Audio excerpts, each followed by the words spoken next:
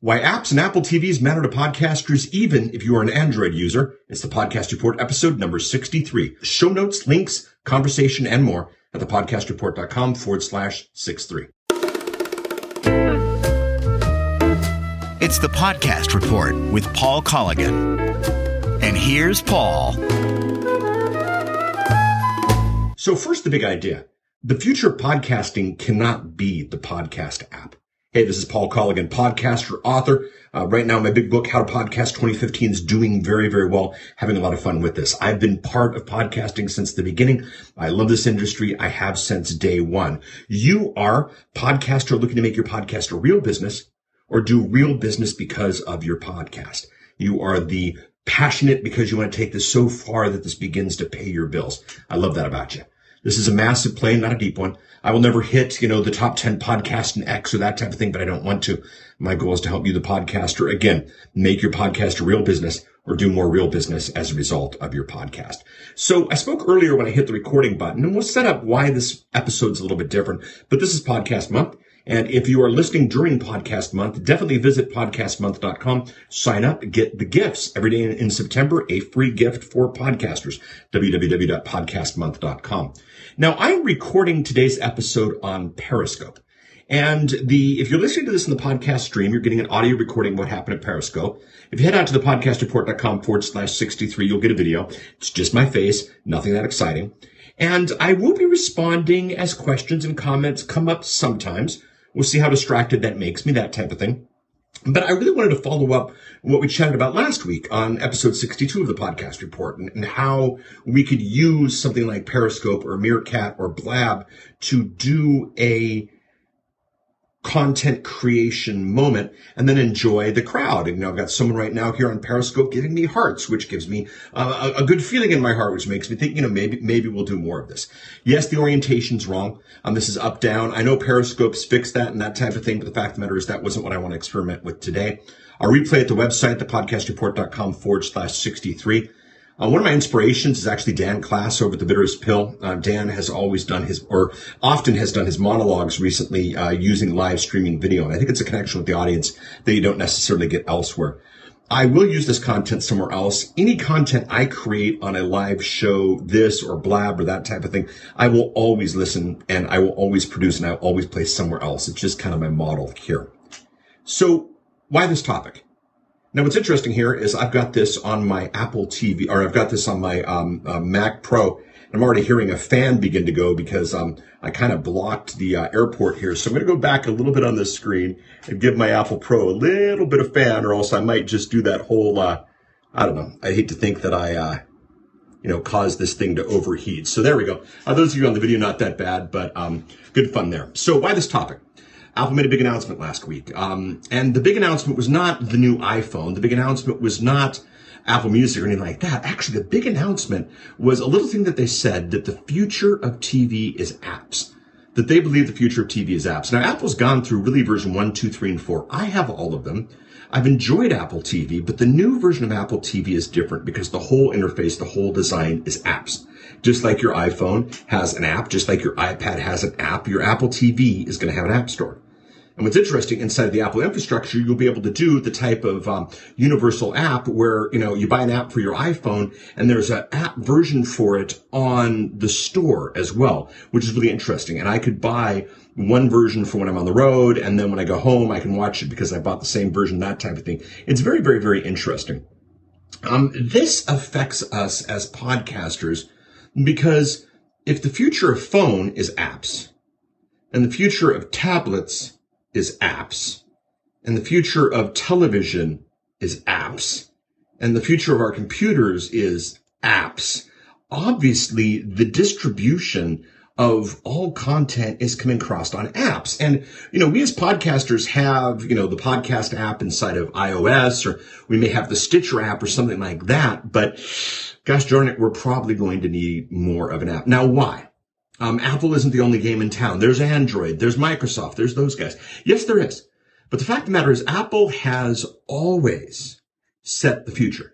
Apple has never been, very seldom has been the first person in the game. When they did the iPhone, there were already smartphones. They were lousy, but there were already smartphones. When they did the tablet, there were already tablets. They were lousy, but they already did the tablets. When they jumped into TV, there were already people doing that, and gosh darn it, they're not lousy. The Roku box is very good, app-based. The Amazon Fire Stick is very good, app-based. And so they've jumped in the app, but they set the future. And the future is more important. Again, this is bigger than the Apple or the Stitcher or, any of the other apps, because it's now the expectation, that any entity is going to have an app. It's now the reality that any entity is going to have an app. And there we go. Now, I've got some links. If you head to the podcastreport.com/63. Now, at the time of this recording, the links aren't live, or the time of this live recording, the links aren't live, but we'll get those up tonight. But what's interesting is we've got a link to the fact that Americans now are consuming more content on apps than on television already. They don't even have the Apple TV yet. More apps, more time content on apps than in front of television, which is amazing. And, this is what we got to do. So Apple made the big announcement. This affects us all because the standard is that Apple sets the future. And then one thing that's interesting, one thing that's amazing is that individual downloaded apps weren't the original plan for the iPhone. There is video out there of Steve saying, we're not going to do apps. We're not going to do an SDK. We're going to do what he called web apps. And I've got video at the site as well where you can see where I kind of explained what the difference was, but they weren't going to give people the ability to program apps. And then they changed their mind. And I've got a link to a video where you can see Steve going, this is what people want. We're looking at the numbers. We're looking at the issues. And the fact of the matter is, this is what people want. I want to consume more an app than anything else. These days somebody hands me a book and I'm like, oh no, another book, another piece of dead tree. But the fact of the matter is, if I can listen to it, watch it on Kindle or get an app by itself, it starts to get interesting. So we're setting our time in apps. The future is going to apps. Communication is going to apps. Television is going to apps. Media is going to apps. We need to go to app. What do we learn? Well, number one, Apple sets the future. And I said that. You got to get past the Apple app or the Stitcher app or whatever hub app you're dealing with, SoundCloud. I don't do SoundCloud. Any of the others. Can't think of them right now. That's what happens when you go live. Realize that you are a destination. Ubiquity is the new exclusivity. I've been sharing with that concept for a long time. You are the destination. You are the content, and content deserves an app. Right now on the Apple TV, we're seeing apps for things like HBO and we're seeing apps for things like Showtime, but soon we're going to start seeing apps for shows. Know you, me, that. You are a destination. You are a media entity. You are a content creator, so you need an app. What do we do with this? Well, we start exploring. We need to start looking at what are the good apps for all content people, not just podcasters, but obviously there's podcasters out there that have got great apps. We need to explore that. We need to start sharing that. We need to start thinking about that.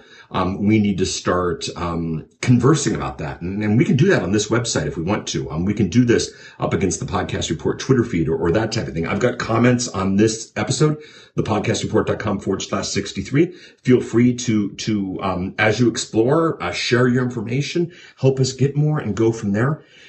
And the next thing we got to stop doing is we got to stop calling these things podcasts. Now, my problem is, of course, on the Podcast Report.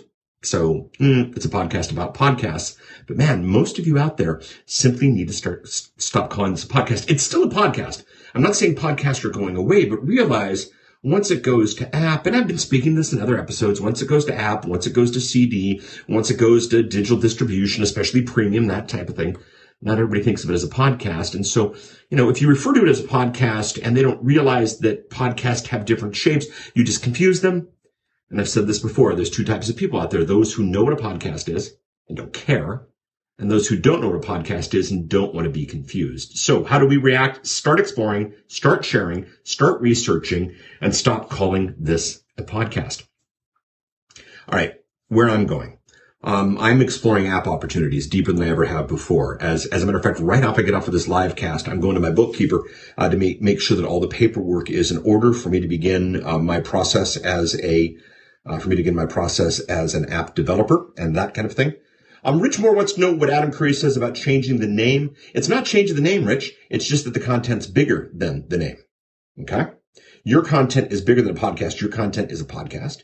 Your content is a monologue. I mean, right now, this is a Periscope that's going to become a podcast. I'm not changing the name. Yes, and call it your show. As a matter of fact, call it you. You know, it's the Ann Hare Hour, that kind of thing. Rich says this makes a lot of sense. Thank you. I appreciate that. Maybe we'll do a whole episode on that in the future. So I'm exploring app opportunities. I'm going to be bringing on app developers in future episodes of the Podcast Report. We're definitely going to bring on Rob from Podcast 411. They've got a great program that we'll be taking a look at. I'll probably be experimenting with that. The guys over at Spreaker have an app. I've never seen it in action, but we do have a connection over there. We'll probably bring them on, probably bring on some other app developers, but go through that. And then I'm personally exploring my options. I've had an app before. As a matter of fact, I think the Marketing Online Live app and the developer I dealt with, that it's still online and still out there for the world. So sigh. But the fact of the matter is we're exploring my options as well. What you can do, you can start considering apps as a distribution model for you, that type of thing. And of course, if you are in Podcast Month, and again, www.podcastmonth.com, I've got a lot of additional content, related there. Rich Moore wants to know if it's called an appcast. No, it doesn't need a name. It's the show. Okay. My kids are watching Dancing with the Stars right now. They love Dancing with the Stars. It's not Dancing with the Stars, the TV show. It's not Dancing with the Stars, the Hulu experience, which is what they do. It's not Dancing with Stars, the DVD set, which I guess it's probably released on DVD. It's not Dancing with the Stars, the Disney vehicle, which apparently it is, having the episodes that I've seen. They just watch Dancing with the Stars. It doesn't have a name after it. So Rich and Alan and Ann and the different people who've been commenting on here, you don't need a name after it. It's your show. And maybe it doesn't even need the word show after it. Michael Hyatt's doing a lot of interesting things. Michael Hyatt's the virtual mentor, and how Michael Hyatt does this. It's not the virtual mentor scope. It's not the virtual mentor podcast. It's the virtual mentor. So you consider production, get inside of Podcast Month. So that's the content for today. A couple things. For those of you who are watching this for the first time, and those of you who are listening to the podcast for the first time, lots of stuff socially. I like to interact socially. If you head out to the podcastreport.com/Twitter, or the podcastreport.com/Facebook, or the podcastreport.com/pick your social media option here. We've got social for you. And if you want to react, we'd love to have you react there. The blog is up as well, thepodcastreport.com/63. Feel free to go there and leave comments and that type of thing. We can build from the community. I've got a bunch of links over at thepodcastreport.com/63. I've got a link to the podcast book, How to Podcast 2015. I've got a link to Podcaster Cart, our e-commerce solution. Got a link to SMS to Opt-in, our SMS solution, our Patreon solution, legalpodcastmusic.com. Today, podcasting is returning to Blab, which is going to be interesting. That should be fun. The Apple TV keynote, I've got a link to that. You need to watch it. You need to hear what they said about that. I've got a link to the more apps than TV issue, the fact that we're consuming more on apps than TV. And then the video where Steve changed his mind. I was able to dig that up, and you can see where Steve moved from web apps to regular apps and why he did it. Very well thought out. And then just the other thing is people are going to apps more than they are search. People don't want to search anymore. They just want the app that tells them what to do. And again, for us as content, we're going to do that. Now I'm going to finish up the show, and then I'll stick around and answer a few questions if anybody has any. I know there were a few that popped up that I wasn't able to see. But this is the Podcast Report. If you're watching this on Periscope, it's not going to be a regular thing on Periscope, at least right now. You definitely want to subscribe. So you go to the podcastreport.com/iTunes.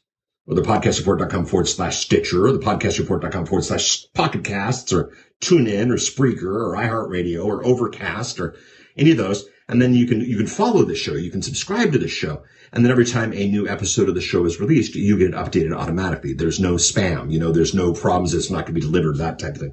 And I do release this every Tuesday.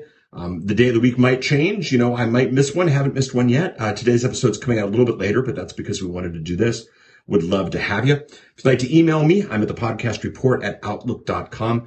And if you would love, a couple of you said you like learning from me and whatnot. iTunes reviews are always wonderful. Thepodcastreport.com/iTunes. Stitcher reviews, thepodcastreport.com. Stitcher as well works great. So that is the episode. I'm going to pause for a second, then I'll answer questions only on Periscope. And one more time, just in case you missed it, you can grab the video from this presentation, and it will be the entirety of it, the stuff I did at the beginning as well as the Q&A at the end. You can pick that up at thepodcastreport.com /63.